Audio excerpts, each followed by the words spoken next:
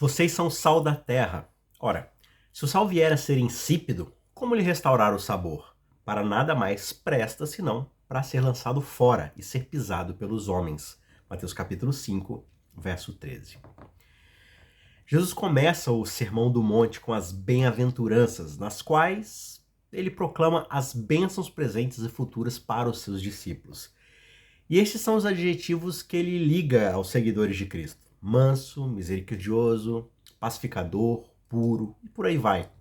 Só que aqui em Mateus, no capítulo 5, nos versos 13 e 14, Jesus ele prossegue proclamando não adjetivos, mas substantivos. Ele chama de sal da terra, de luz do mundo, de uma cidade sobre uma colina. E note que nós nem ainda chegamos a nenhum verbo, nenhum imperativo, nenhuma ordem, nenhum mandamento. Jesus simplesmente, primeiro, está nos dizendo quem nós somos, está nos dando um senso de identidade e de pertencimento. E o primeiro substantivo está aqui no versículo 13. Vocês são sal da terra.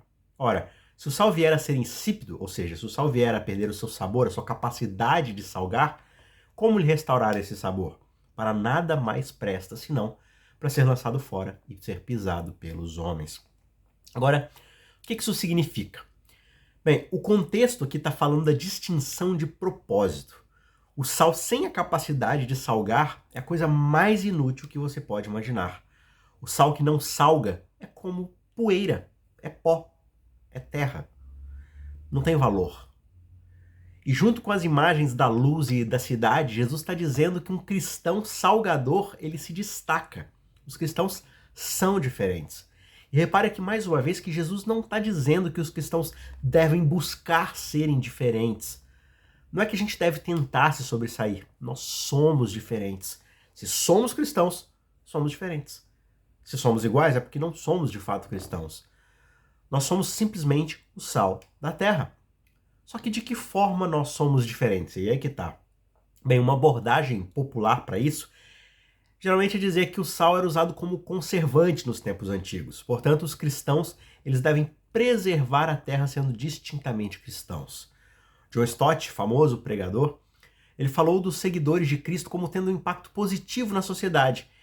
E aí depois ele disse memoravelmente, olha, não culpe a carne por se estragar, por se deteriorar. Culpe o sal. E esse é um pensamento bastante poderoso. Os cristãos têm um impacto social positivo e quando o mundo vai mal, a gente precisa olhar primeiro para dentro de nós para ver qual que é a nossa parcela de culpa no meio dessa deterioração toda. Só que eu não tenho certeza se é exatamente disso que Jesus está falando aqui quando ele fala sobre preservar. Será que é isso que ele está falando, preservar? No Antigo Testamento, a principal conotação do sal, associada ao sal, na verdade é de julgamento. Pega, por exemplo, a esposa de Ló, que foi salgada, né, digamos assim, por ter olhado lá para trás, em Gênesis 19, 26, olhado para trás, olhado para a cidade de Sodoma e Gomorra.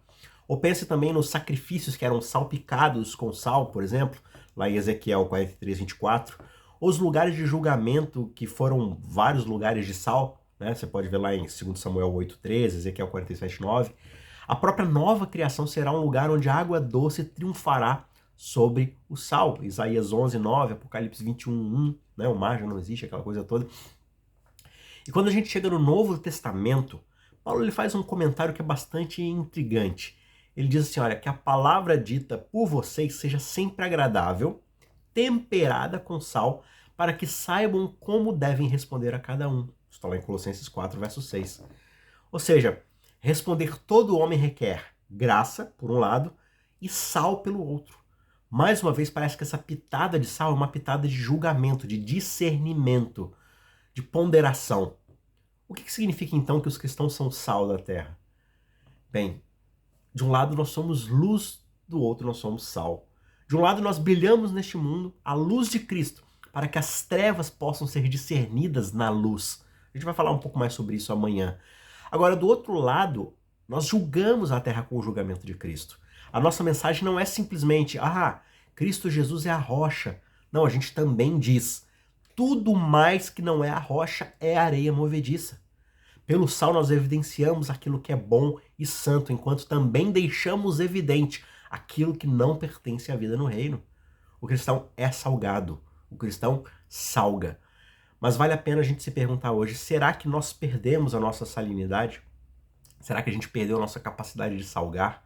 Que nós nunca hesitemos em oferecer um verdadeiro julgamento, um verdadeiro discernimento em nome de Cristo, pois nós somos o sal da terra.